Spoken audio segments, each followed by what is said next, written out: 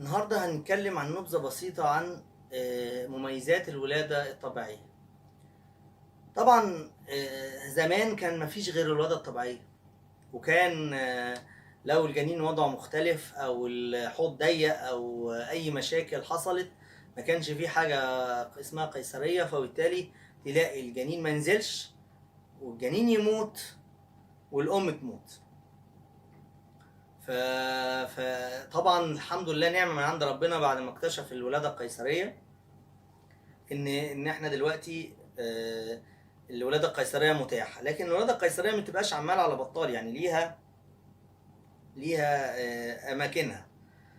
الولاده الطبيعيه مهمه جدا في الرضاعه الطبيعيه، لان عند الناس الولاده القيصريه بيبقى فيه تاخر شديد لنزول اللبن. يعني ده لميكانيزم بيحصل بعد الولاده الطبيعيه، بيحصل على طول تنبيه لغدد اللبنيه انها تكون اللبن على طول، بعكس الولاده القيصريه الموضوع بيتاخر شويه. فالولاده الطبيعيه مهمه قوي للرضاعه الطبيعيه، والرضاعه الطبيعيه مهمه يعني في حاجات مهمه جدا في الرضاعه الطبيعيه، اهم يعني مش موجوده في اللبن الصناعي، منها الخلايا المناعيه.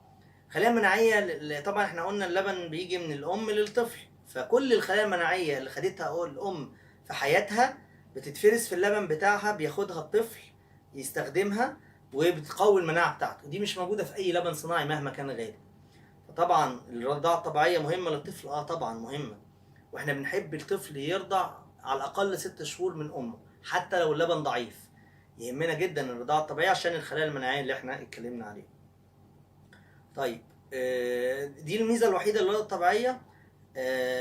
لا طبعا، الولاده الطبيعيه بتريحنا وبتجنبنا فتح البطن. فتح البطن فيه مشكله، طبعا بيقلل قوه عضلات البطن في المنطقه دي، وبالتالي بيعمل ممكن يعمل فتاء سري حوالين المنطقه دي قدام، اللي بيبقى بيؤدي ضعف عضلات البطن. فده بيجنبنا، الولاده الطبيعيه بتجنبنا الكلام ده. فدي حاجة برضو مهمة. الولادة القيصرية مهمة امتى بقى؟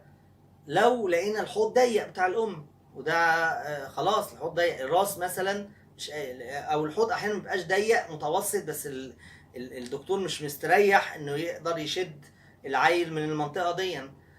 ممكن العيل بقى وضع مش مظبوط، يعني المشيمة سابقة العيل، الحبل السري لافف على العيل، الحاجات دي كلها طبعا بتبان بالسونار. ممكن تلاقي العيل نازل بالمقعدة، العيل مستعرض، كل الأوضاع دي بتبقى عايزة ولادة قيصرية. طيب اللي ولدت قبل كده ولادة قيصرية ينفع بعد كده نجرب لها في الولادة التانية طبيعية؟ بس بضوابط معينة. يعني لازم تكون الولادة هنجرب لها نعمل لها ولاده طبيعي بس في مستشفى. ليه؟ لأن بيبقى عندها جرح قديم في الرحم نتيجة الولادة القيصرية الأولانية. بنخاف مع انقباض شديد الرحم الندبة أو الجرح ده يفتح، يحصل حاجة اسمها انفجار في الرحم. انفجار في الرحم ده بيبقى خطير جدا على الحياة، واللي بيبقى نزيف شديد، ساعتها بنفتح قيصري ولازم نوقف النزيف ده، وتبقى محتاجة نقل دم.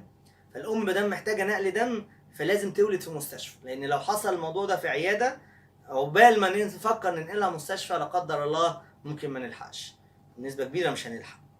ولذلك يبقى ممكن الوالدة قبل كده ولادة طبيعي مرة تولد الوالدة ولادة قيصري مرة، ممكن تولد الولادة التانية طبيعي، ممكن، بس بالضوابط اللي قلنا عليها دي، تتابع كويس، وفي الآخر بتولد قيصري في مستشفى تبع أي دكتور عشان تبقى مجهزة لا قدر الله لو حصل أي نزيف أو أي مشاكل. طيب اللي ولدت قبل كده مرتين بقى قيصري، لا خلاص هتولد قيصري بقيه الفتره. طيب اللي ولدت قيصري احسن اكبر عدد ممكن للولاده قد ايه؟ مش اكتر من 5 مرات، يعني من 4 ل5 مرات، مش اكتر من كده ابدا، لان بنبقى بعد كده بنخاف ان يحصل انفجار في الرحم قبل الولاده من كتر بقى الفتح الكتير. فزي ما قلنا الولاده دي من اهم الاسباب الولاده القيصريه. طيب الولادة القيصرية ليها مزايا؟ طبعا ليها مزايا للزوج، لأن المنطقة الجهاز التناسلي للأم ما بيتفتحش الفتح التوسيع ده، وبالتالي بيفضل المهبل ضيق، وده بيريح الزوج أثناء الجماع، بعكس ما يبقى المهبل واسع بيضايقه. احنا كده قلنا نبذة مختصرة عن الولادة الطبيعي والقيصري ومميزات كل منها وأهم مميزات الرضاعة الطبيعية.